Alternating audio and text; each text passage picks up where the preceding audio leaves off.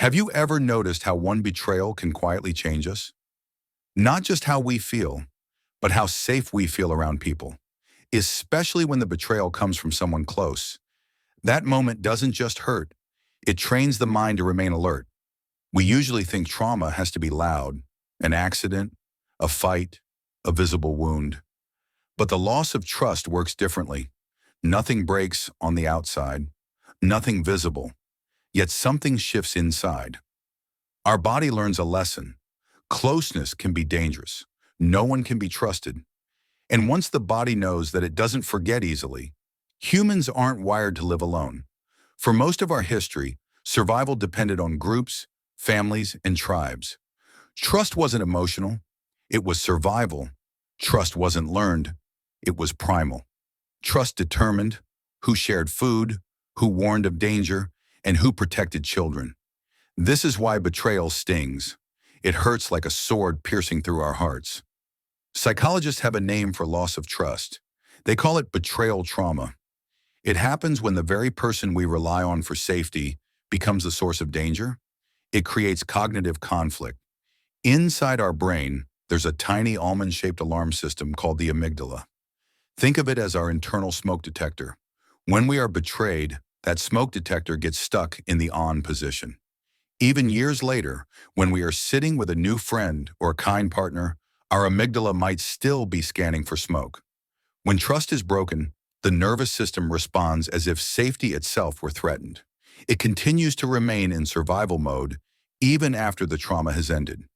That's why betrayal doesn't feel logical. It feels physical, mental, and emotional. It manifests as a sensation of tightness in the chest when someone takes too long to respond. Betrayal isn't always someone doing something cruel. Sometimes it's someone leaving us to bear the consequences while they reap the benefits. It's when we show up for someone in their worst moments, and when it's our turn, they disappear. It's a parent who checks out when we need protection, a partner who takes the love, the loyalty, the years, and leaves us to clean up the emotional wreckage. That kind of betrayal doesn't just break trust. It teaches the body a dangerous lesson. That closeness comes with a cost. We aren't being crazy. Our body is just trying to keep us alive. When strangers disappoint us, we move on. But when family, partners, or siblings betray us, the pain is different. So what does this actually look like in real life? Imagine someone who was betrayed by a parent growing up. As adults, they might become overly independent.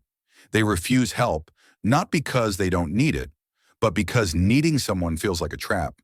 They would rather struggle alone than risk the debt of relying on another person, or consider a partner betrayal. In the next relationship, we might find ourselves testing the new person. We push them away to see if they will leave. We monitor their moods constantly, because the mind asks a deeper question. Is this person trustworthy? Trust becomes a prized possession that we begin to guard like diamonds. That question stays unanswered for a long time. Today, many people live with a quiet trust deficit. They're functional, polite, successful, but guarded. They have mastered the art of being physically present but emotionally absent. They listen to your problems but never share theirs. They are the friends who disappear when things get too real. They share less, expect less, hope less. Not because they're cold, but because they've learned what hope can cost. If trust broke you, it doesn't mean you're weak. It means you care deeply. Healing doesn't mean becoming naive again. It means learning who deserves access to your inner world. Start small. Trust isn't a light switch you have to flip on. It's a dimmer switch. You can let the light in slowly and giving that access slowly. Healing is a quiet process, and you don't have to do it alone. If you want to explore more raw, brutal truths about human nature, make sure you're subscribed.